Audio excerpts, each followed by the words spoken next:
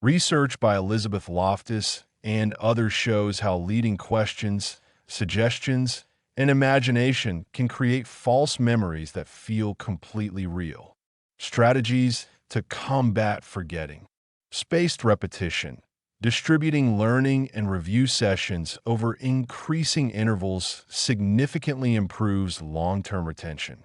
This technique works by timing reviews just as information is beginning to be forgotten, strengthening memory traces each time. Interleaving. Mixing different types of problems or information during practice sessions, rather than practicing one type at a time, improves both learning and retention by reducing interference and encouraging flexible thinking. Elaborative rehearsal. Connecting new information to existing knowledge through meaningful associations, explanations, and examples creates multiple retrieval pathways and reduces forgetting. Testing effect. Active retrieval practice through self-testing is more effective for long-term retention than passive review. The effort required to recall information strengthens memory traces. Contextual variation. Learning information in multiple contexts and environments creates more retrieval cues and makes memory less dependent on specific situational factors. Transfer of learning. Applying knowledge across contexts. Understanding transfer. Transfer of learning refers to the application of knowledge, skills, or strategies learned in one context to different contexts. It's what allows students to use mathematical concepts learned in school to solve real-world problems, or enables professionals to apply training from one situation to novel challenges in their field. Transfer is arguably the ultimate goal of education. We don't learn just to demonstrate knowledge in the same context where it was acquired, but to use that knowledge flexibly across various situations throughout our lives.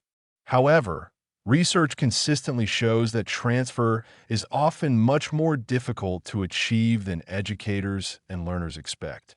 The challenge of transfer has important implications for curriculum design, training programs, and personal learning strategies.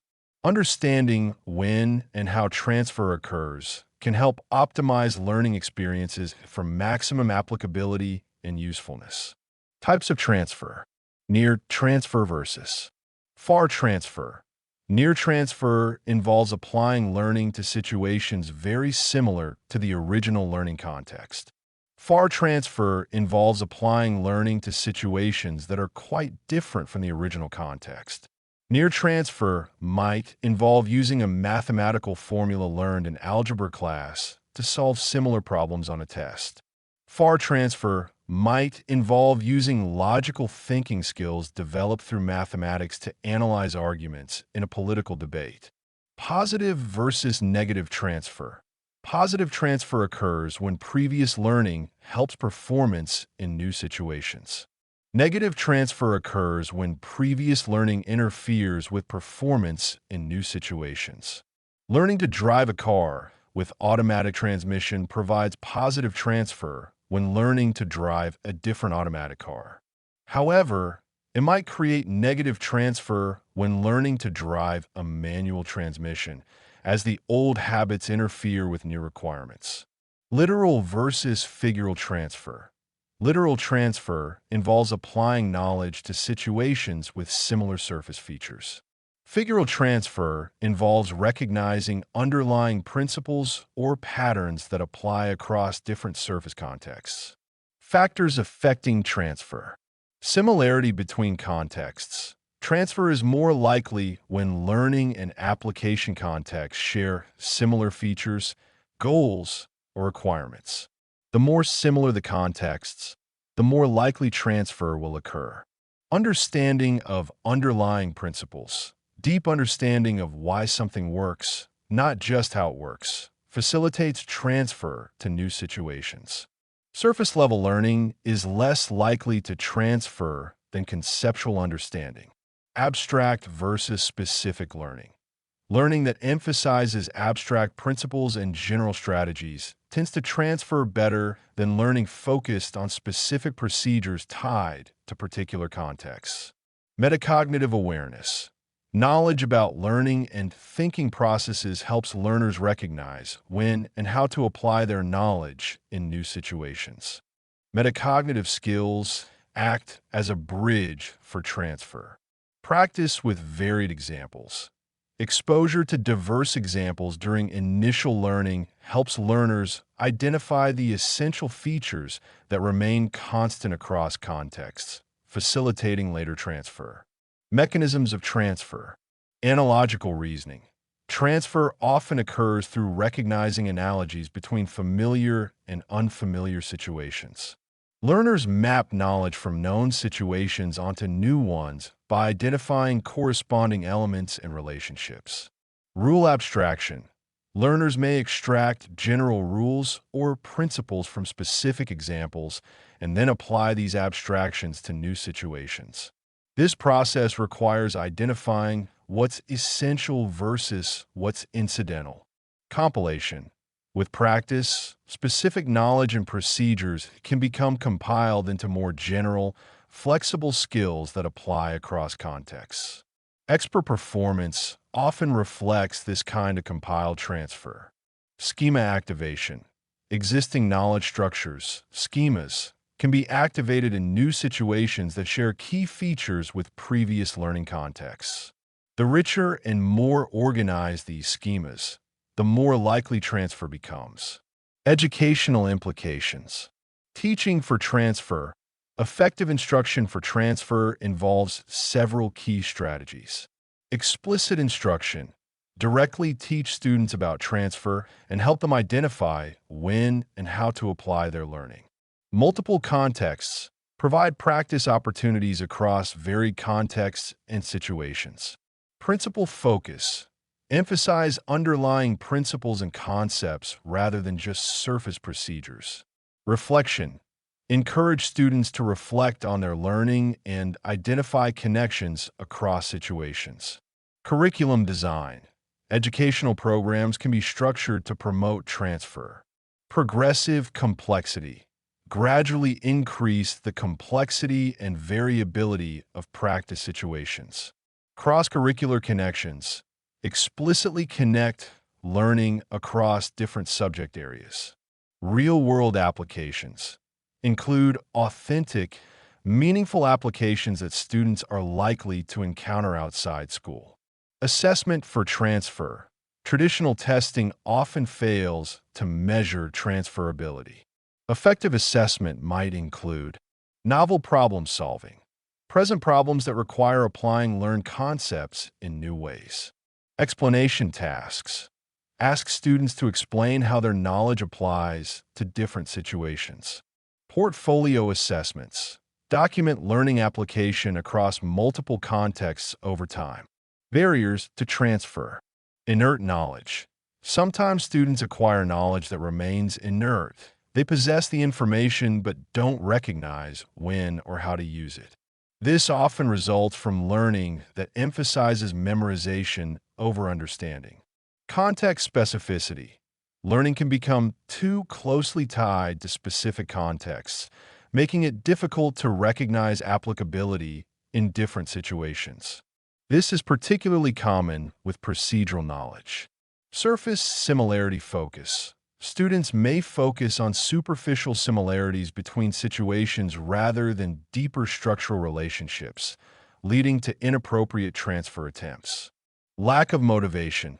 Transfer requires effort and motivation. Students who don't see the value in applying their learning broadly are less likely to attempt transfer. Promoting transfer. Analogical training. Teaching students to recognize and use analogies helps develop transfer skills. This includes identifying corresponding elements between familiar and unfamiliar situations. Case-based learning. Using multiple, varied cases during instruction helps students see how principles apply across different contexts while identifying what remains constant. Problem-solving strategies. Teaching general problem-solving approaches and metacognitive strategies provides tools that can be applied across domains. Collaborative learning. Working with others exposes students to different perspectives and approaches, broadening their understanding of how knowledge can be applied. Transfer in professional development. Training design. Workplace training programs can be designed to maximize transfer. Job-relevant practice.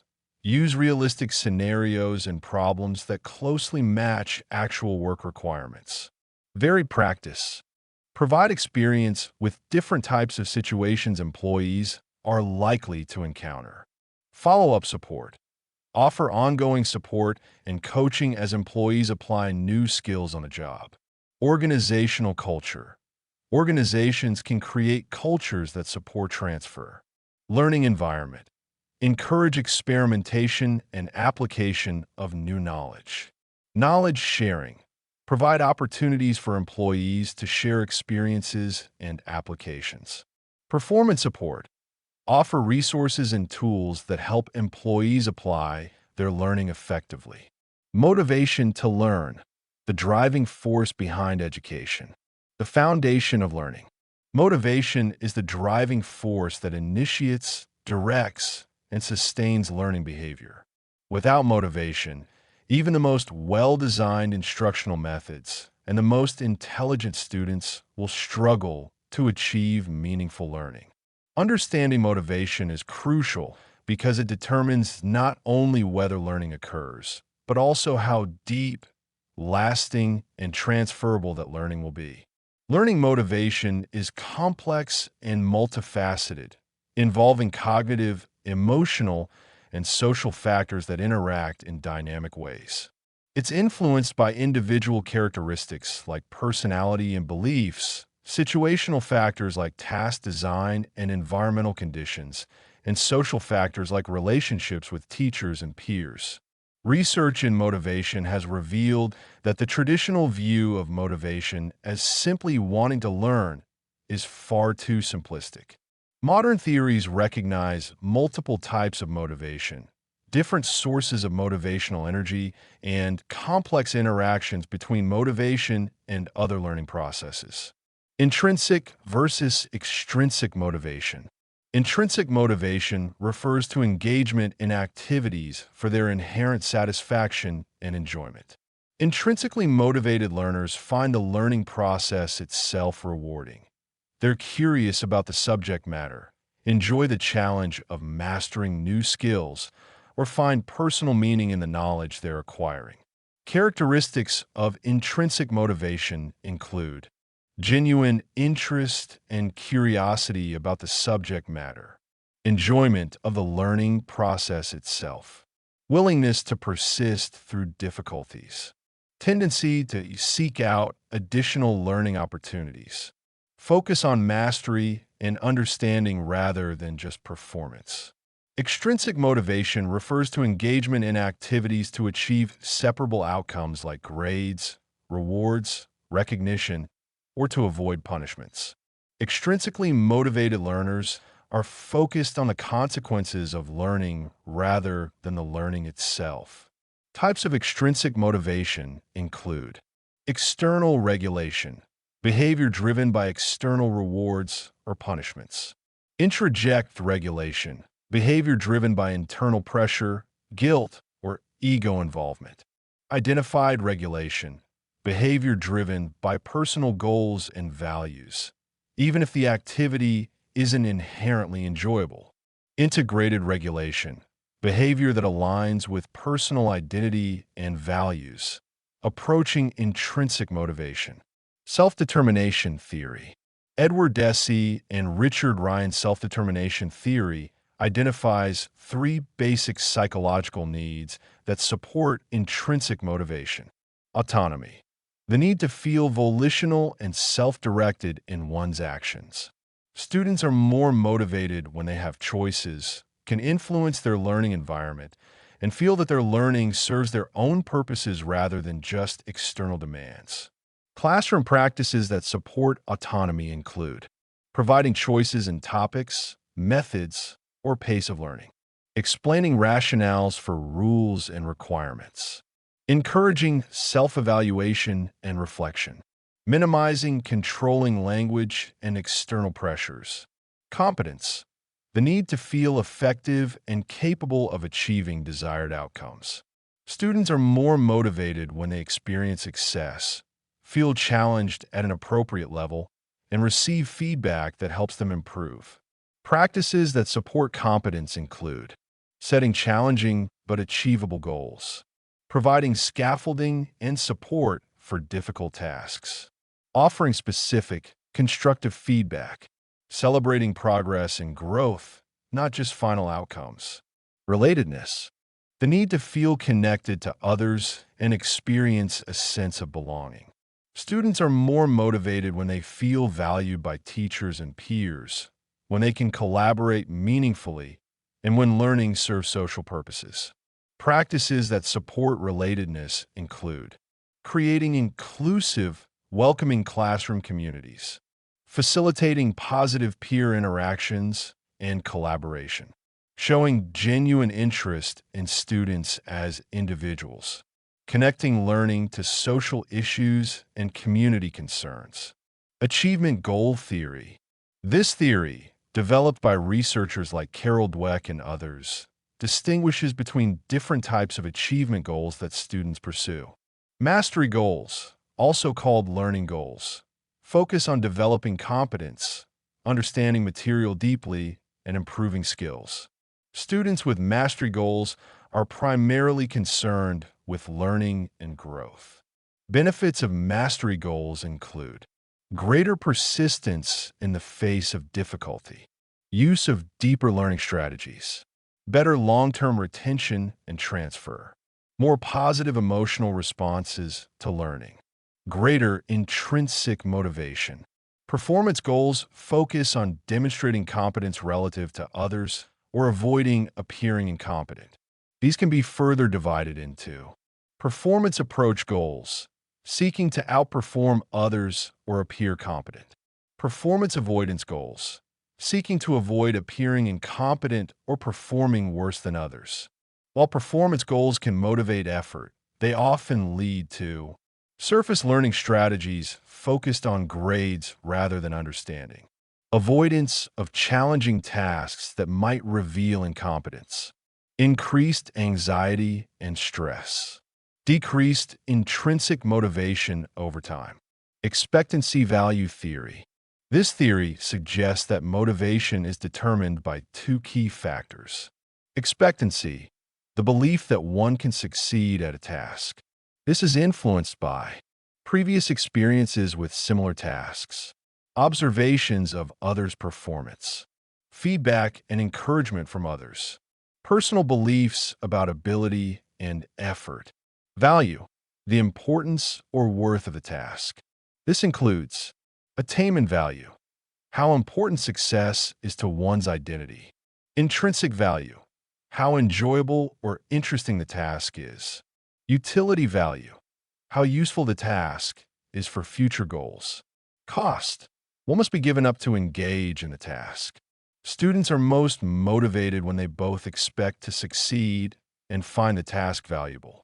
Interventions can target either component, building confidence and skills to increase expectancy, or helping students see relevance and importance to increase value. Attribution theory, how students explain their successes and failures significantly impacts their motivation. Bernard Wiener's attribution theory identifies three key dimensions. Locus, whether causes are seen as internal, ability, effort, or external, luck, task difficulty. Stability, whether causes are seen as stable, ability, or unstable, effort, luck. Controllability, whether causes are seen as controllable, effort, strategy, or uncontrollable, ability, luck. Adaptive attributions for success include internal, unstable, controllable factors like effort and strategy. These attributions maintain motivation because students believe they can replicate success through their own actions. Adaptive attributions for failure include unstable, controllable factors like insufficient effort or poor strategy. These attributions maintain motivation because students believe they can improve through changed actions. Maladaptive attributions include attributing success to luck, external, unstable, uncontrollable, or failure to low ability, internal, stable, uncontrollable. These attributions undermine motivation by suggesting outcomes are beyond the student's control. Flow theory and optimal experience. Mihai Csikszentmihalyi's flow theory describes optimal learning experiences characterized by complete absorption in the activity, clear goals, and immediate feedback, balance between challenge and skill level, sense of control and autonomy, loss of self-consciousness, intrinsic motivation and enjoyment. Flow experiences are most likely when tasks are challenging but not overwhelming. Students have the skills needed for success. Goals are clear and feedback is immediate. Distractions are minimized. Students feel a sense of control over their learning. Motivational decline and recovery. Academic motivation decline. Research shows that academic motivation often declines as students progress through school, particularly during transitions like elementary to middle school or middle to high school. Factors contributing to decline include increased focus on grades and competition, less emphasis on exploration and discovery, reduced autonomy and choice, more impersonal teacher-student relationships, greater academic pressure and stress. Strategies for maintaining motivation. Preserve opportunities for curiosity and exploration. Maintain supportive relationships with students. Provide appropriate challenges and scaffolding. Connect learning to students' interests and goals. Celebrate growth and progress, not just achievement. Cultural and individual differences. Cultural variations. Motivation patterns vary across cultures based on different values, expectations, and social structures. Individualistic cultures may emphasize personal achievement and competition. Collectivistic cultures may emphasize group success and cooperation. Different cultures have varying beliefs about the role of effort versus ability. Individual differences. Students bring different motivational profiles based on personality traits like conscientiousness and openness, previous experiences with success and failure, family values and expectations, personal interests and career goals, learning preferences and strengths, technology and motivation, digital motivation. Technology can both support and undermine learning motivation. Supportive aspects, immediate feedback and progress tracking, personalized learning experiences, access to diverse, engaging content, opportunities for creative expression and sharing, connection with global learning communities, challenging aspects, potential for distraction and multitasking, risk of superficial engagement with content, over-reliance on external rewards and gamification, reduced face-to-face social interaction, digital divide and access issues, practical applications, classroom strategies. Begin lessons by connecting to student interests and goals. Provide choices in topics, methods, or products. Use formative assessment to provide ongoing feedback. Create collaborative learning opportunities. Celebrate effort and strategy use, not just ability. Help students set meaningful, achievable goals. Institutional support.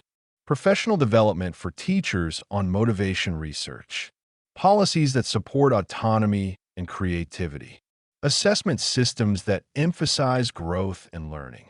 School cultures that value curiosity and exploration. Resources for students struggling with motivation. Learning disorders. When learning becomes challenging. Understanding learning disorders.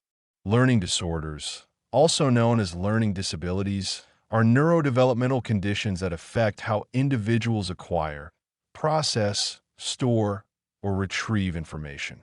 These disorders are not the result of poor teaching. lack of motivation, or inadequate intelligence. Instead, they reflect differences in brain structure and function that impact specific learning processes while leaving other cognitive abilities intact. It's crucial to understand that having a learning disorder doesn't indicate low intelligence. Many individuals with learning disorders have average or above average intelligence and can achieve significant success when provided with appropriate support and accommodations. The key is recognizing that these individuals' brains process information differently, requiring alternative approaches to learning and instruction. Learning disorders are more common than many people realize, affecting approximately 10 to 15% of the population to some degree. They often run in families, suggesting genetic components, and they persist throughout life, though their impact can be significantly reduced through proper identification, intervention, and support. Major types of learning disorders. Dyslexia. The most common learning disorder, dyslexia primarily affects reading abilities.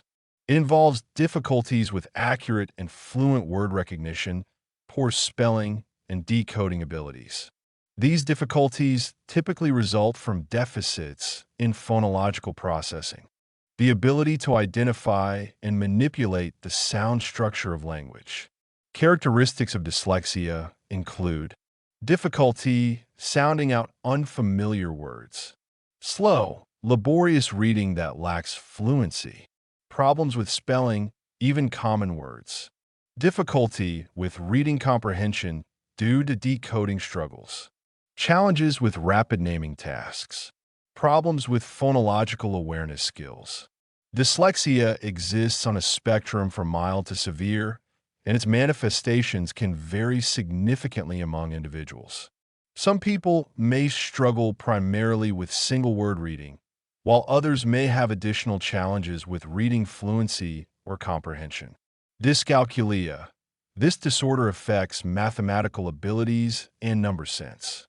Individuals with dyscalculia have difficulty understanding number concepts, learning math facts, and performing mathematical calculations. Common characteristics include difficulty understanding number relationships, problems with basic arithmetic operations, challenges learning multiplication tables and math facts, difficulty with mathematical reasoning and problem solving, problems understanding mathematical concepts like fractions or decimals, challenges with time concepts and money management. Dysgraphia.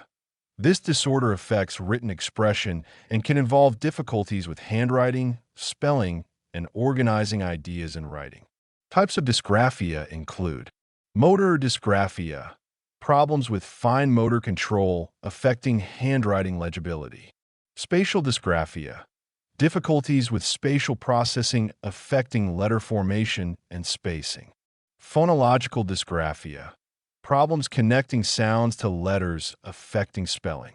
Attention deficit/hyperactivity disorder, ADHD, while technically a neurodevelopmental disorder rather than a specific learning disorder, ADHD significantly impacts learning through attention, executive function, and behavioral challenges. ADHD presents in three main forms. Inattentive type, difficulty sustaining attention, following instructions, and organizing tasks. Hyperactive impulsive type, excessive movement, restlessness, and impulsive behavior. Combined type, features of both inattentive and hyperactive impulsive presentations. Executive function disorders. These affect the mental skills that include working memory, flexible thinking, and self-control. These skills are crucial for learning, behavior management, and social interaction. Executive function challenges can manifest as difficulty with planning and organization, problems with time management, challenges with working memory and mental manipulation of information, difficulty with flexible thinking and adapting to changes, problems with inhibitory control and impulse management. Neurobiological basis. Brain structure differences, Research using brain imaging techniques has revealed structural differences in the brains of individuals with learning disorders. For example, people with dyslexia often show differences in brain areas involved in phonological processing, including the left temporal parietal region and occipital temporal area. Functional differences. Brain imaging also reveals differences in how brain networks function during learning tasks. Individuals with learning disorders may show underactivation in typical learning areas and compensation through alternative brain pathways. Genetic factors. Learning disorders have strong genetic components. Twin studies suggest heritability rates of 40 to 70% for reading disorders and similar rates for other learning disorders. Multiple genes likely contribute to these conditions, each having small individual effects. Environmental interactions. While genetics play a significant role, environmental factors also influence the expression and severity of learning disorders. Quality of instruction, early intervention, and supportive environments can significantly impact outcomes. Assessment and identification. Comprehensive evaluation. Diagnosing learning disorders requires comprehensive assessment by qualified professionals, typically including psychologists, educational specialists, or neuropsychologists. The evaluation process typically includes cognitive assessment, measuring overall intellectual functioning and specific cognitive abilities. Achievement testing, assessing academic skills in reading, writing, and mathematics. Processing assessments, evaluating underlying cognitive processes like phonological awareness, working memory, and processing speed. Behavioral observations, gathering information about learning behaviors across settings. Background information, collecting developmental, medical, and educational history. Response to intervention, RTI. Many schools use RTI models that provide increasingly intensive interventions before formal evaluation. This approach helps distinguish between learning disorders and other factors that might impact academic performance. Early identification. Recognizing learning disorders early is crucial for effective intervention. Warning signs may appear in preschool or early elementary years and include delayed language development, difficulty with rhyming or sound games, problems learning letters and their sounds, challenges with fine motor skills, difficulty following multi-step instructions, intervention and support, evidence-based interventions. Effective interventions for learning disorders are based on scientific research and target specific skill deficits. For dyslexia, structured, systematic phonics instruction, multisensory teaching approaches, explicit instruction in phonological awareness, intensive reading intervention programs, assistive technology for reading support. For dyscalculia, explicit instruction in number concepts, visual and manipulative supports for mathematical learning, systematic instruction in mathematical procedures, real-world application of mathematical concepts, technology tools for mathematical support. For dysgraphia, occupational therapy for fine motor skills, explicit instruction in handwriting, keyboarding and word processing skills, graphic organizers for writing structure, speech-to-text technology, educational accommodations. Students with learning disorders are often eligible for accommodations that level the playing field without changing academic standards. Extended time on tests and assignments. Alternative format materials, large print, audio. Use of assistive technology. Reduced homework or modified assignments. Alternative assessment methods. Preferential seating and environmental modifications. Individualized education programs, IEP. Students who qualify for special education services receive IEPs that outline specific goals, services, and accommodations tailored to their individual needs. 504 plans. Students who don't qualify for special education but need accommodations may receive 504 plans under the Americans with Disabilities Act. Adult learning disorders. Lifelong impact. Learning disorders persist into adulthood, though their manifestations may change. Adults with undiagnosed learning disorders may struggle with career advancement and job performance, further education and training, daily tasks involving reading, writing, or mathematics, self-esteem and confidence issues, workplace accommodations. Adults with learning disorders can request reasonable accommodations in workplace settings, including assistive technology and software, modified work schedules or deadlines, alternative communication methods, job coaching and training support, continuing education. Adults returning to school may need accommodations and support services specifically designed for adult learners with learning disorders. Strengths and talents. Strength-based approaches. Modern understanding of learning disorders emphasizes identifying and building on individual strengths rather than focusing solely on deficits.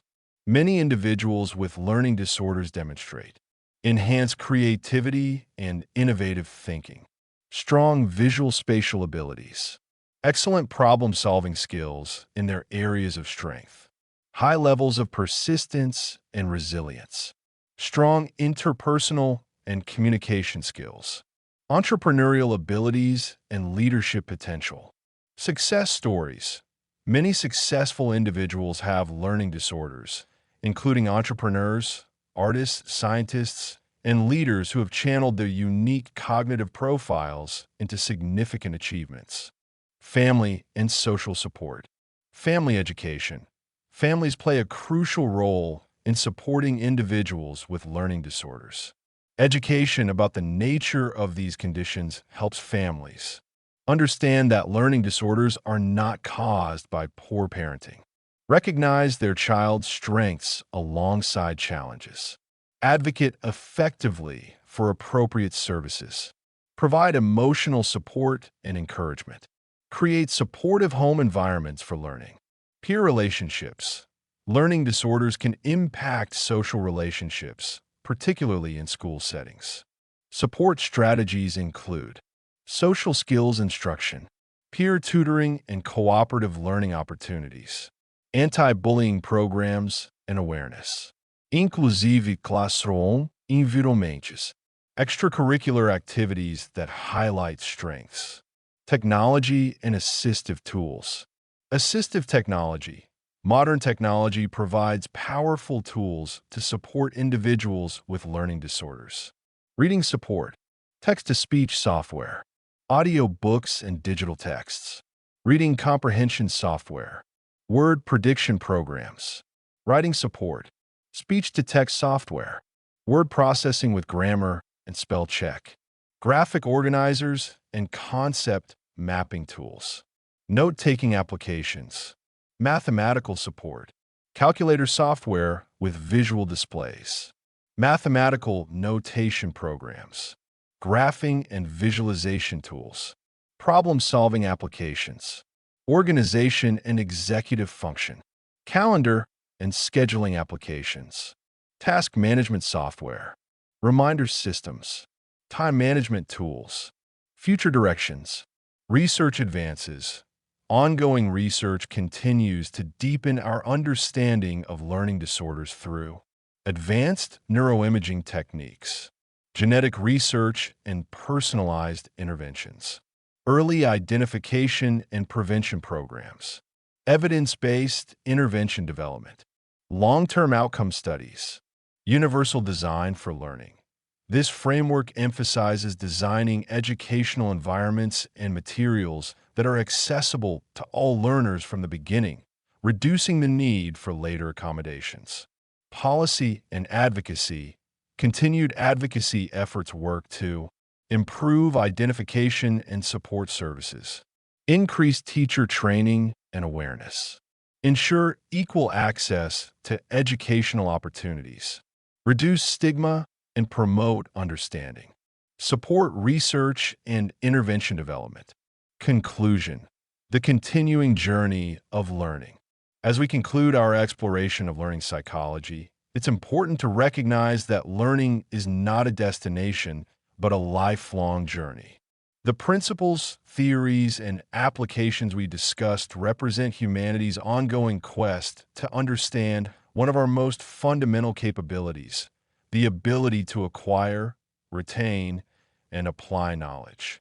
From Pavlov's pioneering work on classical conditioning to modern neuroscientific insights into brain plasticity, from Skinner's operant conditioning principles to contemporary understanding of social learning, the field of learning psychology continues to evolve. Each generation of researchers builds upon previous discoveries while uncovering new mysteries about how we learn. The practical implications of learning research extend far beyond academic settings. Understanding how memory works helps us develop better study strategies. Recognizing different learning styles and individual differences helps us create more inclusive educational environments. Knowledge about motivation helps us foster lifelong learning dispositions. Awareness of learning disorders helps us provide appropriate support for all learners. Perhaps most importantly, learning psychology reminds us that learning is a fundamentally human activity that connects us all. Whether we're children taking first steps or adults mastering new technologies, whether we're struggling with challenges or celebrating achievements, we're all engaged in the remarkable process of learning. The future of learning psychology holds exciting possibilities. Advances in neurotechnology may allow us to directly observe learning as it happens in the brain. Artificial intelligence may provide personalized learning experiences adapted to each individual's unique profile. Virtual and augmented reality may create immersive learning environments previously unimaginable. Yet, regardless of technological advances, the fundamental principles of learning psychology will remain relevant. Humans will continue to need meaningful connections between new and existing knowledge. We'll still require motivation, practice, and support. We'll still benefit from understanding our individual differences and adapting our approaches accordingly. As you apply these insights in your own learning journey, remember that effective learning is both an art and a science. While research provides valuable guidance, each person's learning path is unique. Stay curious, remain open to new approaches, and remember that every expert was once a beginner. The psychology of learning teaches us that we all have the capacity for growth, change, and development throughout our lives. Whether you're a student, educator, parent, or lifelong learner, these principles can help you unlock your potential and achieve your goals. The journey of learning never truly ends.